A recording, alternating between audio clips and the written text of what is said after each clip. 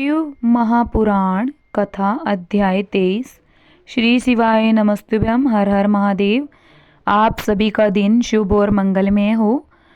सुनिए शिव महापुराण कथा में आगे का वृतांत।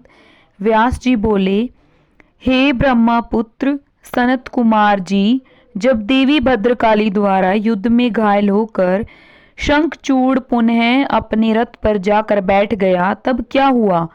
भगवान शिव जो उस युद्ध में असुर राज शंखचूड़ का वध करने के लिए ही आए थे, क्या किया? कृपा कर मुझे इस कथा को सविस्तार सुनाइए। व्यास जी की जिज्ञासा को शांत करते हुए सनत कुमार जी ने कहना आरंभ किया।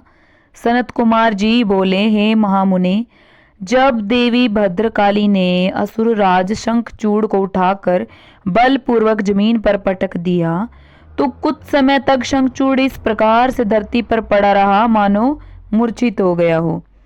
तब देवी जाकर दानवों पर प्रलय की भांति टूट पड़ी। दूसरी ओर कुछ देवताओं ने भगवान शिव के पास जाकर उन्हें भद्रकाली और शंखचूड़ के इस भयानक युद्ध के बारे में बताया। ये सारी बातें सुनकर त्रिलोकीनाथ भगवान शिव स्वयं युद्ध करने के लिए आगे बढ़े। जब कल्याणकारी सर्वेश्वर देवादिदेव भगवान शिव अपने वाहन नंदीश्वर पर बढ़े, तब कल्याणकारी सर्वेश्वर देवादिदेव भगवान शिव अपने वाहन नंदीश्वर पर चढ़कर आरूढ़ होकर युद्ध स्थल में पधारे, तो उन्हें देखकर असुर राज शंखचूड़ ने उनका अभिवादन किया। तत्पश्चात शंखचूड़ अपने विमान पर चढ़ गया और भगवान शिव से युद्ध करने की तैयारी करने लगा। उसने अपना रक्षा कवच पहना और युद्ध करने के लिए अपने हाथ में धनुष बाण उठा लिया। वह पूरे उत्साह के साथ भगवान शिव पर दिव्यास्त्रों का प्रहार कर रहा था। इस प्रकार त्रिलोकीनाथ भगवान शिव और असुर राज शंखचूड़ का भयानक युद्ध 100 वर्षों तक निरंतर चलता रहा। महावीर और पराक्रमी शंखचूड़ ने अनेक शक्तिशाली बाणों और असंख्य मायावी अस्त्र शस्त्रों का प्रयोग शिव जी पर किया, परंतु परमेश्वर शिव ने उन सबको पल भर में काट दिया। भगवान शिव ने क्रोधित होकर उस पर पुनः प्रहार किया। यह देखकर शंखचूड़ ने चतुराई से काम लेते हुए मन में सोचा कि यदि मैं भगवान शिव के वाहन को ही नुकसान पहुंचा दूं, तो वे पल भर में ही जमीन पर आ गिरेंगे और इस प्रकार मैं उन पर झपट कर उन्हें अपने वश में कर लूंगा। यह विचार मन में आते ही शंखचूड़ ने शिवजी के वाहन नंदीश्वर के सिर पर तलवार से वार किया, परंतु देवादिदेव ने क्षण मात्र में ही उस तलवार के 2 टुकड़े कर दिए। अपने प्रिय नंदीश्वर को युद्ध में निशाना बनता देखकर उनके सबर का बाण टूट गया और उन्होंने अपने तेज बाणों से दैत्यराज की ढाल को भी काट दिया। जब तलवार और ढाल दोनों ही खराब हो गई, तब शंखचूड़ ने अपनी गदा से युद्ध लड़ना आरंभ कर दिया, परंतु गदा का भी हाल वही हुआ जो तलवार और ढाल का हुआ था। तभी देवी भद्रकाली वहां पहुंचकर राक्षसों को मारने काटने लगी। देखते ही देखते उन्होंने अनेकों वीर दैत्यों का संहार कर दिया। कई का रक्त चूस लिया और बहुतों को अपने मुख में डालकर जिंदा ही निगल लिया। अपनी विशाल दैत्य सेना का इस प्रकार सर्वनाश होता देखकर शंखचूड़ को अत्यधिक पीड़ा हुई। उसका दर्द तब भी और भी बढ़ गया जब उसने अपने साहसी वीर राक्षसों को प्राण बचाने के लिए जहां तहां भागते हुए देखा। सनत कुमार जी बोले, हे व्यास जी, अपनी विशाल सेना का इस प्रकार संहार होता देखकर असुर राज शंखचूड़ अत्यंत क्रोधित होकर निरंतर उन पर अस्त्रों का वार करता रहा। तत्पश्चात उसने अपनी माया का प्रयोग करते हुए सभी देवताओं सहित देवादिदेव महादेव को भयभीत करने का प्रयास किया, परंतु इस जगत के स्वामी को इस प्रकार भला कोई डरा सकता है क्या? देवादिदेव महादेव जी उसकी काया से, माया से तनिक भी भयभीत नहीं हुए और उन्होंने शंखचूड़ पर अनेक दिव्य शक्तियों से प्रहार किया, जिनके फलस्वरूप शंखचूड़ की माया पल भर में ही विलुप्त हो गई। क्रोधित महादेव जी ने दैत्येंद्र का वध करने के लिए अपने हाथ में त्रिशूल उठा लिया। जैसे ही वे त्रिशूल का प्रहार करने आगे बढ़े, तभी उन्हें एक आकाशवाणी सुनाई दी, जो कि सिर्फ शिवजी के लिए ही थी। आकाशवाणी बोली, हे कल्याणकारी शिव, आप तो सर्वेश्वर हैं, इस जगत के स्वामी हैं। आपकी आज्ञा के बिना तो इस जगत में कुछ हो ही नहीं सकता। भगवान, आप इस तुच्छ राक्षस का वध करने के लिए त्रिशूल का प्रयोग क्यों कर रहे हैं? इसे मारना आपके लिए बहुत ही आसान है भगवान। आप तो सब वेदों के परम ज्ञाता हैं तथा सब कुछ जानते हैं। जब तक शंखचूड़ के पास भगवान विष्णु का कवच और पतिव्रता स्त्री है, तब तक शास्त्रानुसार यह अवध्य है। आकाशवाणी सुनते ही भगवान शिव ने अपने त्रिशूल को तुरंत ही रोक दिया और मन में श्री हरि विष्णु का स्मरण किया। श्री हरि अगले ही क्षण हाथ जोड़े उनके सामने उपस्थित हो गए। तब शिवजी ने विष्णु जी को इस संकट को दूर करने का आदेश दिया। भगवान विष्णु ने तुरंत एक ब्राह्मण का वेश धारण किया और भिक्षा मांगने के लिए दैत्यराज शंखचूड़ के पास पहुंच गए। वहां पहुंचकर विष्णु जी ने भिक्षा मांगी। तब शंखचूड़ ने पूछा, हे ब्राह्मण देव, आपको क्या चाहिए? मैं अवश्य ही दूंगा, परंतु पहले यह बताइए तो सही कि आप क्या चाहते हैं। तब ब्राह्मण का रूप धारण किए हुए श्री विष्णु जी बोले कि पहले प्रतिज्ञा करो कि मैं जो मांगूंगा तुम मुझे दोगे। इस प्रकार जब शंखचूड़ ने ब्राह्मण को उसकी इच्छित वस्तु देने का वचन दे दिया, तब विष्णु जी ने उससे उसका कवच मांग लिया। कवच लेने के पश्चात वे ब्राह्मण के रूप में ही दैत्यराज की पत्नी देवी तुलसी के पास गए। मायावी विष्णु जी देवताओं के कार्य को पूरा करने के लिए देवी तुलसी के साथ भक्ति पूर्वक विहार करने लगे।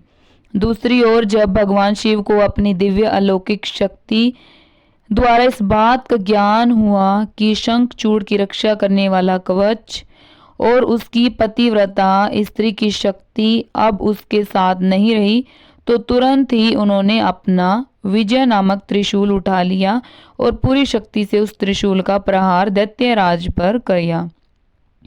उस दिव्य त्रिशूल के प्रहार से पल भर में ही शंखचूड़ के प्राण पखेर उड़ गए।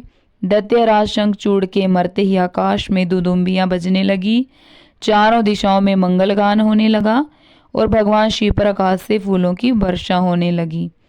वहां उपस्थित सभी देवता भगवान शिव की स्तुति करने लगे और उनको धन्यवाद कहने लगे। असुरराज शंखचूड़ भी भगवान शिव के हाथों मृत्यु को प्राप्त होकर अपने शाप से मुक्त हो गया। उसकी हड्डियों से एक विशेष शंख की जाति बनी। उस शंख में रखा गया जल अत्यंत शुद्ध माना जाता है और उसका प्रयोग देवताओं पर जल चढ़ाने के लिए तथा घरों को शुद्ध करने के लिए किया जाता है। वह जल देवी लक्ष्मी और श्री हरि विष्णु को बहुत प्रिय है, परंतु इस जल को भगवान शिव की पूजा में प्रयोग नहीं किया जाता। इस प्रकार दैत्यराज शंखचूड़ के वध के पश्चात कल्याणकारी भगवान शिव प्रसन्नतापूर्वक अपने वाहन नंदीश्वर पर आरूढ़ होकर देवी भद्रकाली, कुमार कार्तिकेय और गणेश सहित अपने अनेकों गणों को साथ लेकर पुनः अपने निवास कैलाश पर्वत की ओर चल दिए। तत्पश्चात अन्य देवता भी प्रसन्न हृदय से अपने लोकों को चले गए। व्यास जी बोले, हे सनत कुमार जी, भगवान विष्णु ने पतिव्रता तुलसी को किस प्रकार अपने अधीन कर लिया। किस प्रकार पतिव्रता धर्म का पालन करने वाली देवी तुलसी एकाएक धर्म से विमुख होकर अधर्म का आचरण करने लगी। कृपा कर इस कथा को मुझे बताइए। व्यास जी के प्रश्न को सुनकर सनत कुमार जी बोले, हे महामुने, देवताओं के हित का सदा ध्यान रखने वाले भगवान विष्णु ने अपने आराध्य भगवान शिव की आज्ञा पाकर उनके द्वारा बताए गए कार्यों को पूर्ण करना अपना ध्येय माना। तब तुरंत वे ब्राह्मण का वेश धरकर शंखचूड़ से उसका कवच ले आए। तत्पश्चात वे अति शीघ्र दैत्यराज शंखचूड़ के नगर की ओर चल दिए। भगवान विष्णु ने दैत्यराज के नगर के समीप पहुंचने से पहले ही अपना रूप बदल लिया। उन्होंने शंखचूड़ का रूप धारण कर लिया। फिर वे देवी तुलसी के पास पहुंचे। अपने पति शंखचूड़ को सामने पाकर देवी तुलसी फूली नहीं समाई, वह उनके गले से लग गई। उसकी आंखों से अश्रुधारा बही जा रही थी। उसने अपने स्वामी को सिंहासन पर बैठाकर उनके चरणों को धोया और युद्ध का समाचार पूछा। शंखचूड़ का रूप धारण किए हुए भगवान विष्णु बोले, हे प्रिय, युद्ध के मध्य में ही ब्रह्मा जी ने मेरे और भगवान शिव के बीच संधि करा दी, इसीलिए मैं वापस आ गया हूँ। भगवान शिव भी वापस कैलाश पर्वत पर चले गए। यह कहकर उन्होंने देवी तुलसी की जिज्ञासा को शांत कर दिया। तत्पश्चात शंखचूड़ भगवान विष्णु तुलसी के साथ आनंद पूर्वक रमण करने लगे, परंतु झूठ की हांडी रोज नहीं चढ़ती। एक दिन देवी तुलसी को ज्ञात हुआ कि उसके साथ रमण करने वाला पुरुष उसका पति शंखचूड़ नहीं बल्कि कोई और है। यह पता चलते ही देवी तुलसी आत्मग्लानि से भर उठी। उन्हें स्वयं से घृणा होने लगी। वह क्रोध से वेश बदले श्री विष्णु पर फट पड़ी। उन्होंने श्री विष्णु से पूछा, तू कौन है? मुझे सच सच बता, क्यों तूने मुझ जैसी पतिव्रता स्त्री का पतिव्रत धर्म नष्ट किया दिया? मैं तुझे नहीं छोड़ूंगी। ये वचन सुनकर भगवान विष्णु ने भयभीत होकर अपने स्थान पर अपनी एक मूर्ति बना दी, ताकि देवी तुलसी उनके विषय में कुछ न जान पाए। परंतु तुलसी ने उनके पग चिन्हों से विष्णु जी को पहचान लिया। तब गुस्से से उन्होंने भगवान विष्णु को श्राप देते हुए कहा, हे विष्णु, लोग तुम्हें भगवान मानकर तुम्हारी पूजा करते हैं, पर वास्तव में तुम पूजा के योग्य नहीं हो। तुम तो सिर्फ पत्थर हो। तुम्हारे मन में दया भाव नाम की कोई वस्तु नहीं है। तुमने मेरे सतीत्व को भंग कर दिया है और मेरे पति शंखचूड़ को मार डाला है। इसलिए मैं तुम्हें श्राप देती हूँ कि तुम आज अभी से पत्थर के हो जाओगे। यह कहकर देवी तुलसी अत्यंत दुखी मन से रोने लगी। देवी तुलसी का दिया शाप सुनकर भगवान विष्णु भी दुखी हुए और भगवान शिव का स्मरण करने लगे। विष्णु जी की पुकार सुनकर भक्त वत्सल भगवान शिव वहां प्रकट हो गए। उन्हें देखकर देवी तुलसी और विष्णु जी ने हाथ जोड़कर प्रणाम किया। तब वे देवी तुलसी को समझाने लगे। उन्होंने तुलसी को समझाया कि देवी तुलसी, यह तो पूर्व निश्चित था। शंखचूड़ को मिले शाप के फलस्वरूप उसका जन्म दानव कुल में हुआ और इसी कारण उसे मेरे हाथों मृत्यु प्राप्त हुई है। देवी, तुम्हारी मनोस्थिति मैं समझ सकता हूँ, परंतु यह संसार नश्वर है। अतः तुम अपने द्वारा की गई तपस्या का फल लो और इस शरीर को त्याग दो। मेरे आशीर्वाद के फलस्वरूप तुम्हें दिव्य देह की प्राप्ति होगी। तुम्हारी श्री हरि में विशेष रीति होगी। इस शरीर को त्यागने के पश्चात जब तुम नया शरीर धारण करोगी तो तुम गंडकी नाम की नदी होगी। सभी के द्वारा पूजित होने के कारण प्रधान रूपा तुलसी के नाम से विख्यात होगी। चाहे स्वर्ग हो या पाताल, फिर पृथ्वी तुम वनस्पतियों में श्रेष्ठ होगी तथा श्री हरि की विशेष कृपा सदा तुम पर रहेगी। तुमने जो श्री हरि को श्राप दिया है वह भी अवश्य पूरा होगा। गंडकी के तट पर सदा भगवान विष्णु भी पाषाण के रूप में स्थित होंगे। तेज जातों वाले अनेक कीड़े उस शिला को छेद कर उसमें चक्कर बना देंगे। उस शिला को इस जगत में शालिग्राम के नाम से प्रसिद्धि मिलेगी। यह कहकर भगवान शिव अंतर्ध्यान हो गए। तत्पश्चात देवी तुलसी ने अपना शरीर त्याग दिया और गंडकी नदी बन गई। तब विष्णु जी ने भी उस नदी के तट पर पाषाण के रूप में निवास किया। नारद जी बोले, हे ब्राह्मण, आप मुझे भगवान शिव की उन उत्तम लीलाओं के विषय में बताइए जिनकी ये लीलाएं बड़ी सुखदायिनी हैं। ब्रह्मा जी बोले, जलंधर के संहार के बारे में जानकर देवी सत्यवती के पुत्र व्यास जी सनत कुमार जी से यही बातें पूछने लगे। तब उनकी उत्सुकता देखकर सनत कुमार जी बोले, हे व्यास जी, अब मैं तुम्हें अंधकासुर नामक दैत्य की शिवगण बन उनकी भक्ति में लीन रहने की कथा सुनाता हूँ। एक समय की बात है जब देवादिदेव भगवान शिव अपनी प्राण वल्लभा देवी पार्वती और अपने प्रिय गणों के साथ कैलाश पर्वत से काशी जा रहे थे। उनका विचार कुछ समय काशी में व्यतीत करने का था, इसलिए उन्होंने अपने वीर गण भैरव को काशी का रक्षक बना दिया और स्वयं सबके साथ सुखपूर्वक निवास करने लगे। एक बार भगवान शिव पार्वती देवी के साथ आनंद पूर्वक विहार करते हुए मद्रांचल नामक पर्वत पर गए। एक दिन शिव पार्वती बैठे आपस में वार्तालाप और विनोद कर रहे थे। तभी देवी पार्वती ने अपने हाथों से भगवान शिव के नेत्र कुछ पल के लिए बंद कर दिए। भगवान शिव के नेत्र बंद होते ही चारों ओर भयानक अंधकार छा गया। उसी समय भगवान शिव के माथे से पसीने की कुछ बूंदें निकली। जैसे ही वे बूंदें धरती पर गिरी, तुरंत एक जटाधारी काला विकृत डरावना राक्षस वहां उत्पन्न हो गया और वह जोर जोर से हंसने लगा। उसकी भयानक आवाज सुनकर देवी पार्वती एकदम चौंक गई कि एकाएक उनके सामने यह भयानक जीव कहाँ से प्रकट हो गया है। तब देवी पार्वती ने भगवान शिव से पूछा, हे स्वामी, यह भयानक पुरुष कौन है? यह सुनकर भगवान शिव मुस्कुराते हुए बोले, हे देवी, यह आपका पुत्र है। जब आपने मेरी आंखें बंद की उस समय मेरे माथे से कुछ पसीने की बूंदें गिरी, उसी से यह प्रकट हुआ है। यह जानकर कि वह पुरुष उनका पुत्र है, देवी बड़ी प्रसन्न हुई। भगवान शिव ने उसका नाम अंधक रख दिया।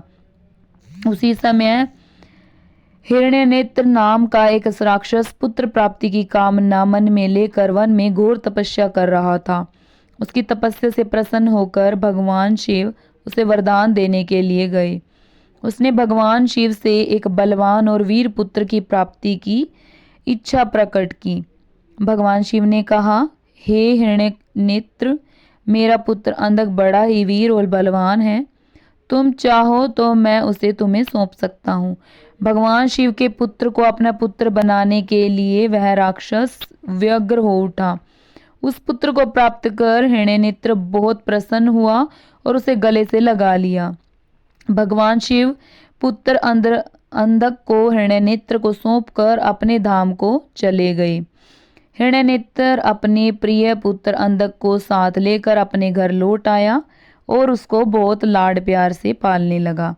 तत्पश्चात हिरण्यनेत्र ने, जिसे हिरण्याक्ष भी कहा जाता था, पृथ्वी लोक और पाताल लोक के राज्यों को जीतकर अपने राज्य में मिला लिया।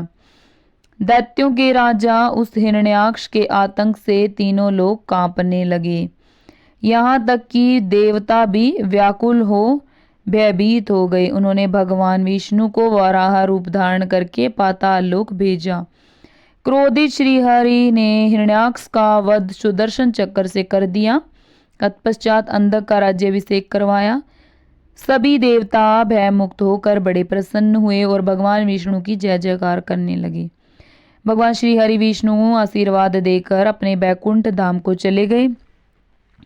अपने भाई हिरण्याक्ष के वध का समाचार पाकर उसका भाई हिरण्याकशिपु क्रोधित हो उठा और उसने भगवान विष्णु से वैर बांध लिया।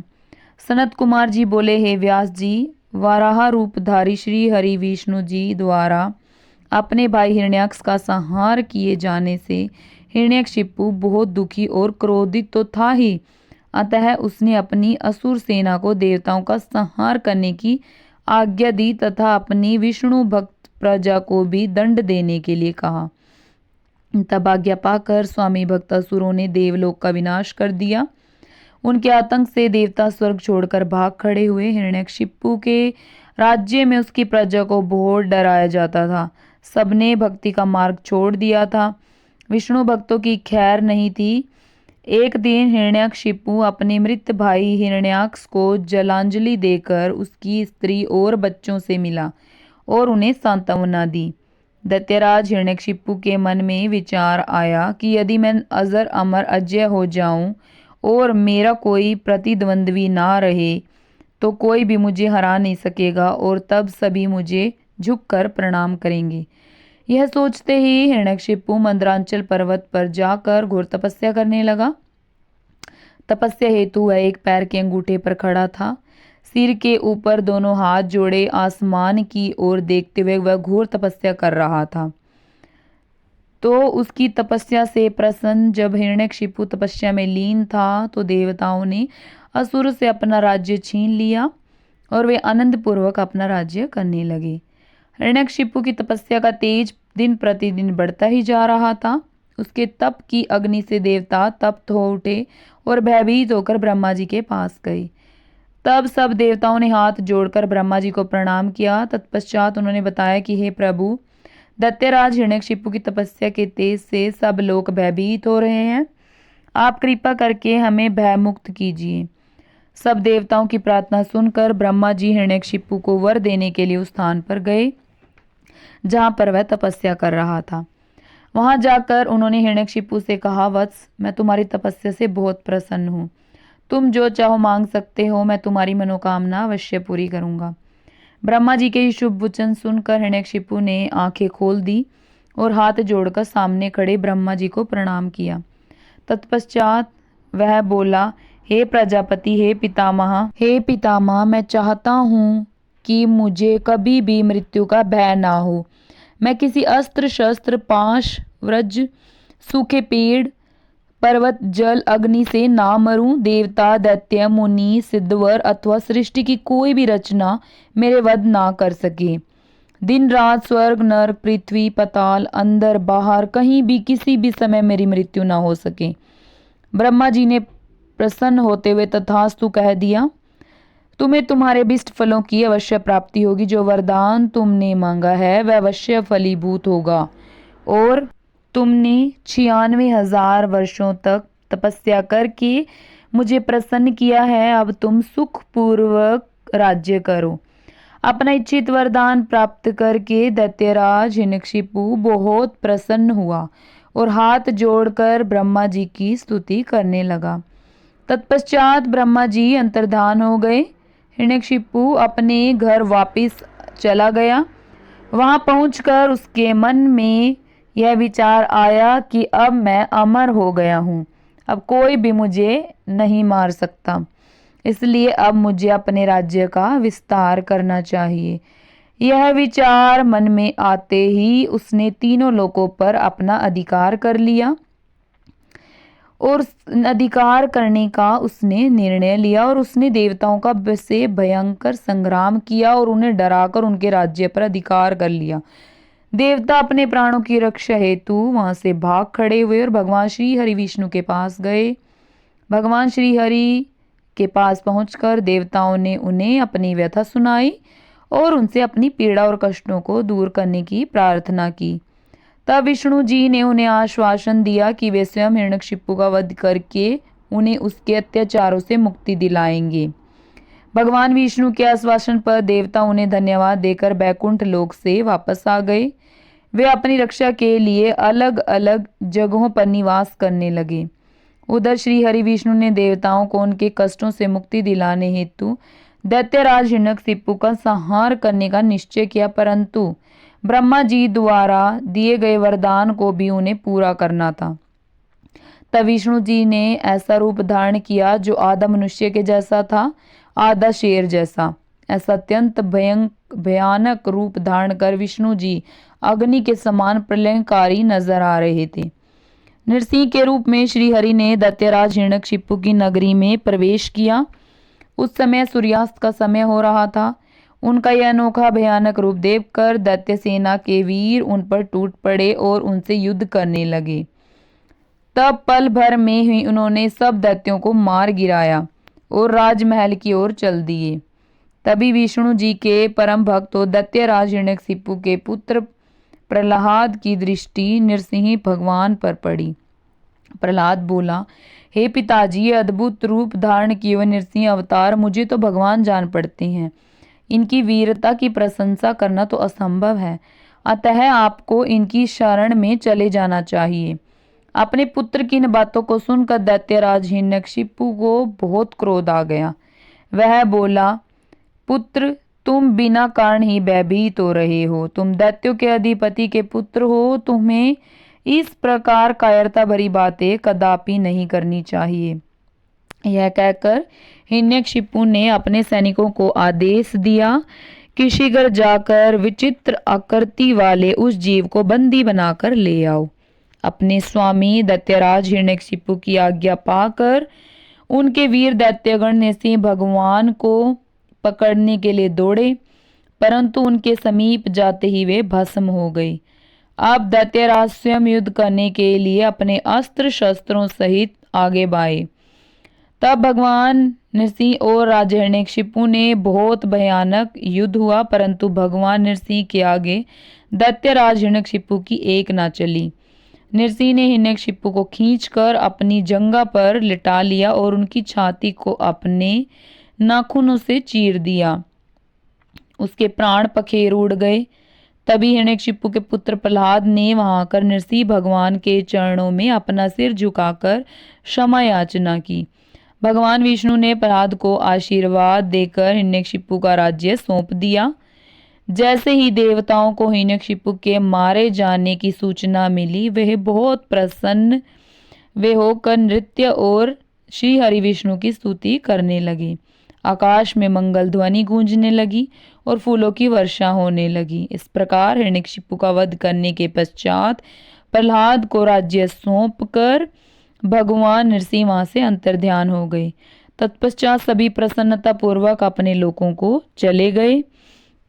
इस प्रकार सनत कुमार जी बोले, हे व्यास जी, एक बार हिरण्याक्ष के पुत्र अंधक से उसके भाइयों ने मजाक उड़ाते हुए कहा, अंधक, तुम तो अंधे और कुरूप हो, भला तुम राज्य का क्या करोगे? दैत्यराज हिरण्याक्ष तो मूर्ख थे, जो भगवान शिव की इतनी कठोर तपस्या कर उन्हें प्रसन्न करके भी तुम जैसा कुरूप, नेत्रहीन और बेडोल पुत्र वरदान में प्राप्त किया।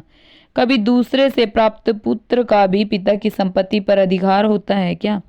इसलिए इस राज्य के स्वामी हम ही हैं, तो हमारे सेवक हो। तुम अपने भाइयों के इस प्रकार के कटु वचनों को सुनकर अंधक निराश और उदास हो गया। रात के समय जब सब सो रहे थे, तो वह अपने राजमहल को छोड़कर निर्जन, सुनसान और भयानक डरावने वन चला गया। वहां उस सुनसान वन में जाकर उसने तपस्या आरंभ कर दी।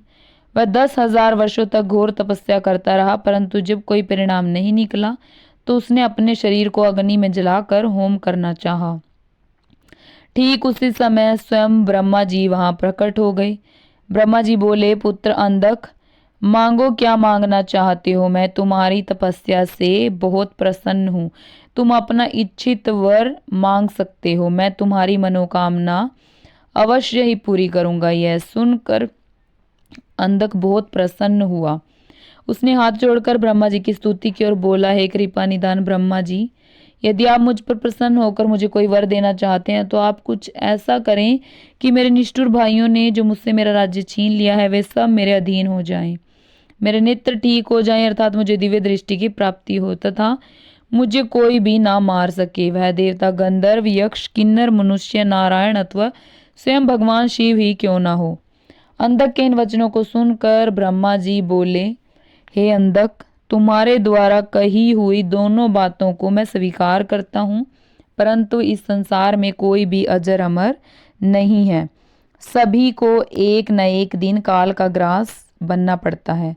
मैं सिर्फ तुम्हारी इतनी मदद कर सकता हूँ कि जिस प्रकार की और जिसके साथ से हाथ से तुम चाहो अपनी मृत्यु प्राप्त कर सकते हो। तब ब्रह्मा जी के वचन सुनकर अंधक कुछ देर के लिए सोच में डूब गया।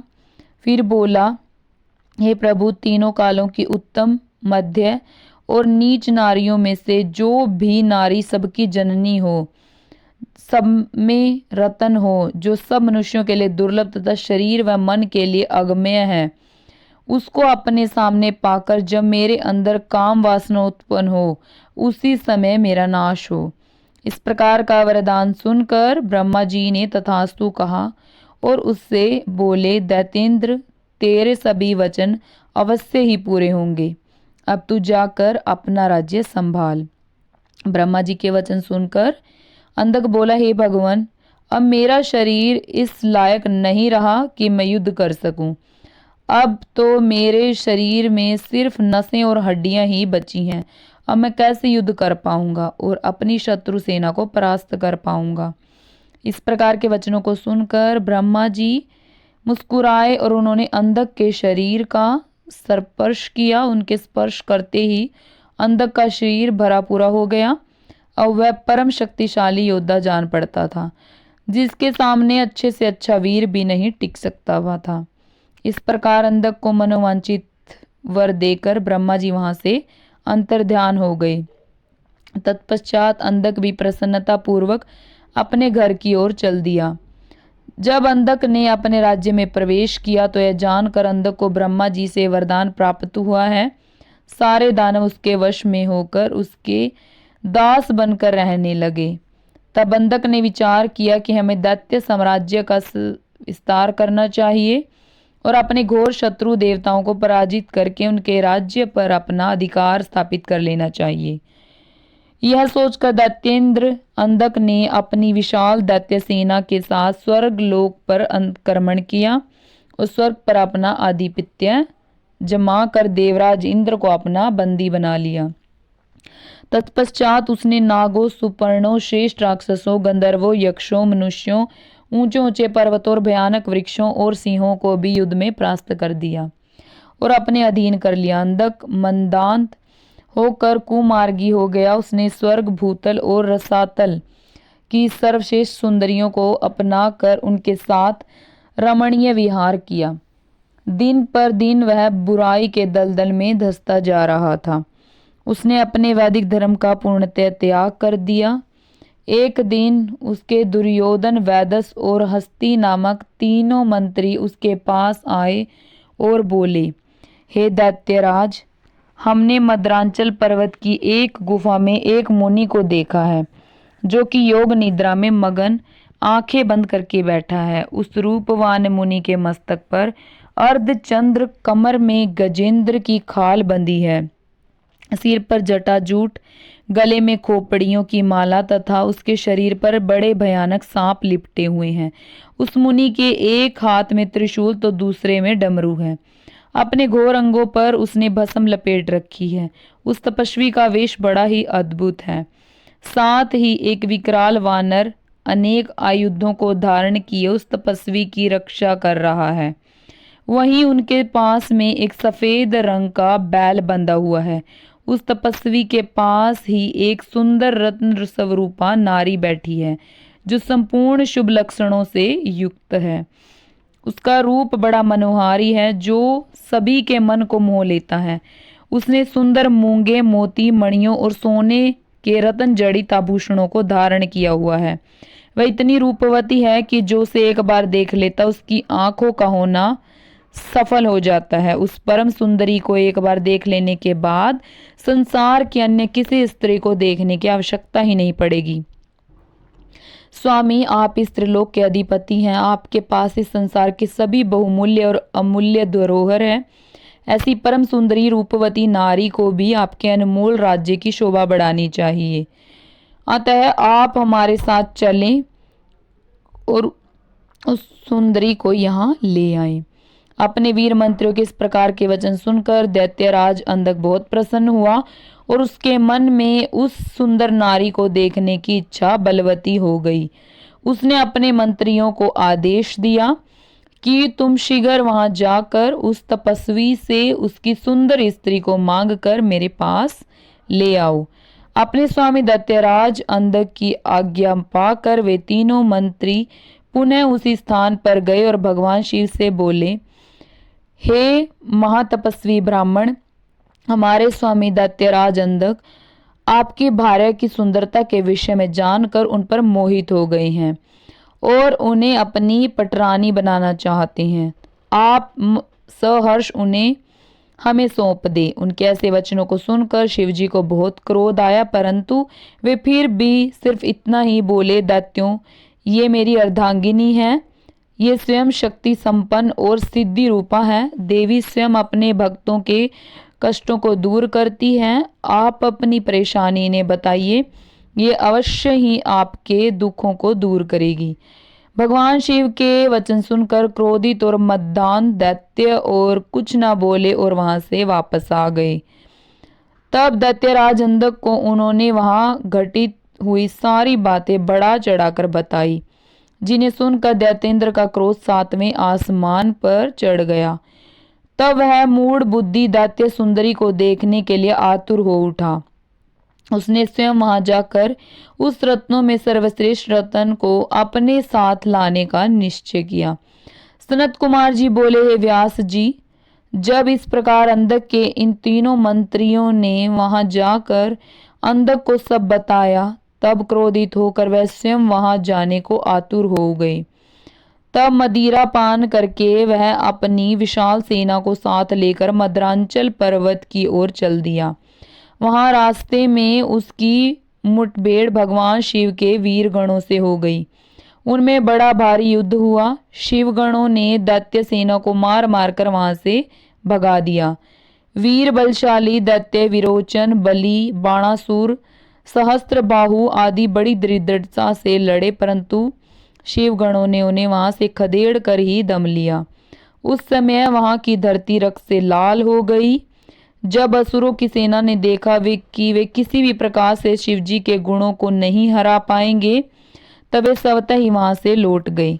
उधर जब वहां शांति हो गई, तब भगवान शिव अपनी प्रिय देवी पार्वती जी से बोले, हे प्रिय, मैं यहाँ पर अपने उत्तम पाशुपत व्रत का पालन करने के लिए आया था, परंतु यहाँ पर मेरे व्रत में विघ्न पड़ गया है।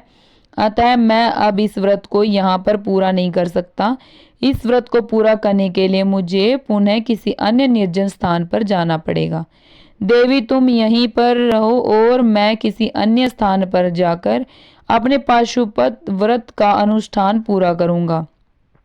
यह कहकर भगवान शिव अपने व्रत को पूरा करने के लिए वहां से किसी दूसरे वन में चले गए और पार्वती देवी वहीं मद्रांचल पर्वत पर एक गुफा में रहने लगी।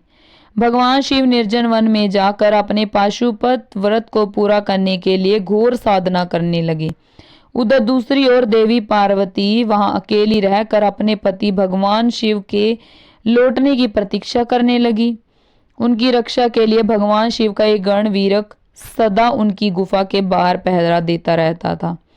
दूसरी ओर दैत्यराज अंधक को, जिसे एक बार शिवगणों ने परास्त करके वहां से खदेड़ दिया था, देवी को प्राप्त किए बिना चैन कहाँ आने वाला था। उसने पुनः मद्रांचल पर्वत पर चढ़ाई कर दी।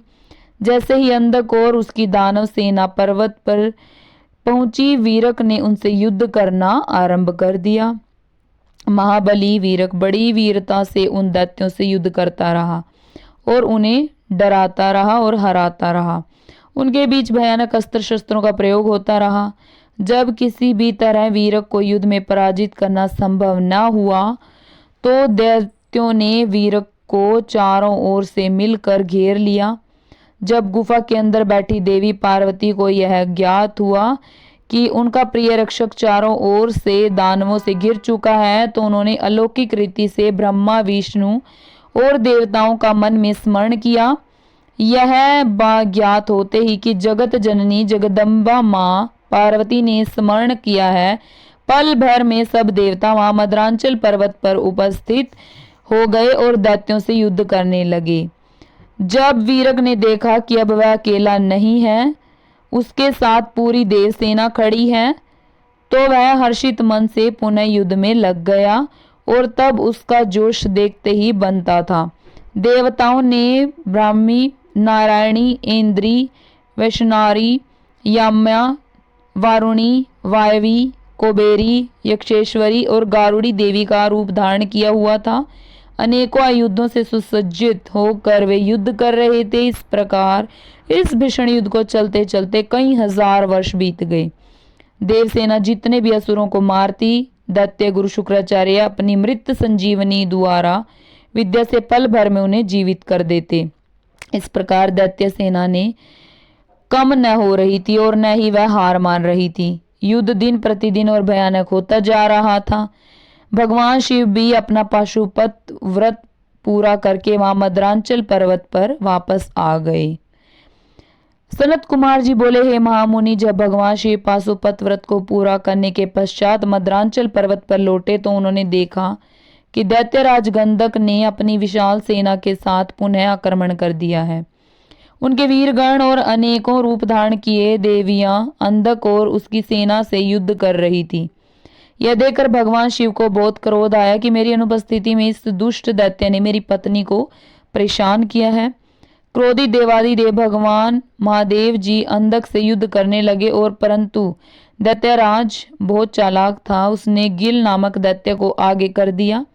स्वयं उसने दैत्य सेना सहित गुफा के आसपास के वृक्षों और लताओं को तोड़ दिया।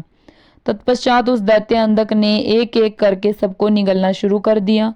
अंधक ने नंदीश्वर सहित ब्रह्मा, विष्णु, इंद्र, सूर्य और चंद्रमा व समस्त देवताओं को निगल लिया। यह देखकर भगवान शिव को बहुत क्रोध आया। उन्होंने गंधक पर अपने तीक्ष्ण बाणों का प्रहार करना शुरू कर दिया, जिसके फलस्वरूप दैत्यराज ने विष्णु सहित ब्रह्मा, सूर्य, चंद्रमा और अन्य देवताओं को वापस उगल दिया। उधर शिवगणों ने देखा कि दैत्य गुरु युद्ध में मारे गए राक्षसों को अपनी संजीवनी विद्या से पुनः जीवित कर रहे हैं। इसी कारण दैत्यों का मनोबल कम नहीं हो रहा है। तब शिवगणों ने चतुराई का परिचय देते हुए दैत्य गुरु शुक्राचार्य को बंधक बना लिया और उन्हें भगवान शिव के पास ले गए। जब शिवगणों ने यह बात भगवान शिव को बताई तो क्रोधित होकर शिवजी ने शुक्राचार्य को निगल लिया। शुक्राचार्य के मन से गायब हो जाने पर दैत्यों का मनोबल गिर गया और वे भयभीत हो गए। यह देखकर देवसेना ने उन दैत्यों को मार मार कर व्याकुल कर दिया। इस प्रकार युद्ध और भीषण होता जा रहा था। दैत्यराज अंधक ने अब युद्ध को जीतने के लिए माया का सहारा लिया। भगवान शिव और अंधक के बीच सीधा युद्ध शुरू हो गया। भगवान शिव अपने प्रिय त्रिशूल से लड़ रहे थे। युद्ध करते करते दैत्यराज के शरीर पर शिवजी जैसे ही त्रिशूल का प्रहार करते, उसके शरीर से निकले रक्त से बहुत से दैत्य उत्पन्न हो जाते और युद्ध करने लगते।